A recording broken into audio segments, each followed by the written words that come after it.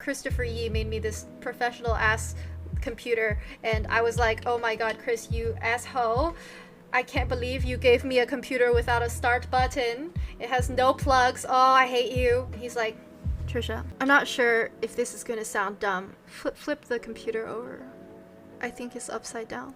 And I flipped it over and I found it.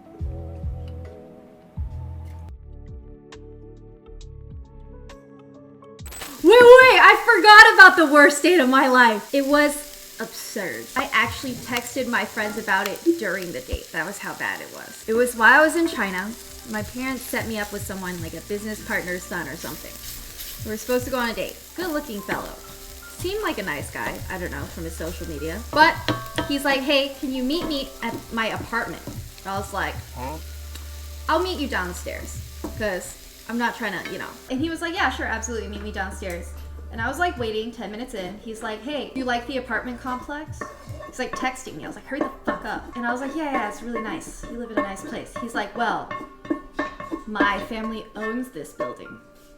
And I was like, good for you. And he rolls up in full sweats. I dressed up nice because my parents said that their parents are really good friends. So I was like, all right, maybe he's going for the casual, I don't know. So we go to his car and he opens the door for me. Then he proceeds to put his workout bag in the seat I was gonna sit in. And then he closed the fucking door. At this point, this is kind of just, I'm confused. I don't know what to say about this guy except I was rather confused. He's like, do you know this car? There's only 7 of them in Beijing. I was like, wow, amazing. He's like, what do you drive? And I was like, I drive a Lexus. And he was like, oh wow, you drive a Lexus. That's really 低调 of you. In Chinese, that means low key. He just, in like the most classy way, told me my car was shit. And then he's like, oh wow, those shoes seem kind of cute. Where are they from? I was like, Zara. And he was like, oh wow, I didn't even know Zara made shoes. Do you like to shop at those kind of places? And I was like, I don't know if I said like Forever 21, he probably would have thrown me out the car. And then he's like, oh, sorry, I'm actually really busy. Do you mind if I take a phone call while we drive to the restaurant? I was like, yeah, sure, but I'm talking to you. He proceeds to do like a 20-minute work call where he's just like, only 200,000? Who do you think I am? I can't take a deal like this. No way. Like, who do you think I am? 200,000? Oh, no. At least for each thing. Do you know the sales in my company last year? Just that one I run, not the other ones. I made like 20 million. I'm like, dude, shit, just send me your bank statements if you really want to go down this route. Then we go to the restaurant and he's waiting outside. He's like, oh my God, I can't believe there's a wait. Let me go call the owner. And then he's like, oh, by the way, I hope you don't mind. I invited my friend too. Is this how dates work? And then he proceeds to sit down at the table.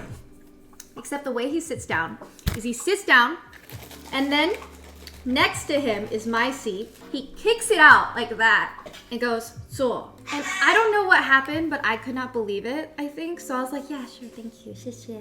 And I sat down with this dude telling me to sit. Oh my God, I feel like a dog right now. We're like looking at the menu. His friend arrives. His friend drags along a girl. And I'm like, oh, are you guys like dating? And that guy in front of her was like, no, we're not super serious. And I was like, huh. And that girl's just like, he, like, whatever. Imagine being disrespected like that. And then his friend takes one look at me and says, bro, I thought you said she was ugly. She's not ugly at all. And I was just like, excuse me? And he was like, well, you know how you joke with guy friends, like, this girl not cute. No, bitch, I don't know. And I'm like texting my friend now. Can you believe this motherfucker? Like, who the fuck? And then I'm texting my mom, like, are you serious? Like, who is this bitch? Like, can I throw him into the bread basket? Like, what the fuck am I doing here? Like, are you serious? Like, I'm not this desperate. Like, I don't even want to date ever again. If this is the idiot you set me up with, and my mom's like, don't piss him off.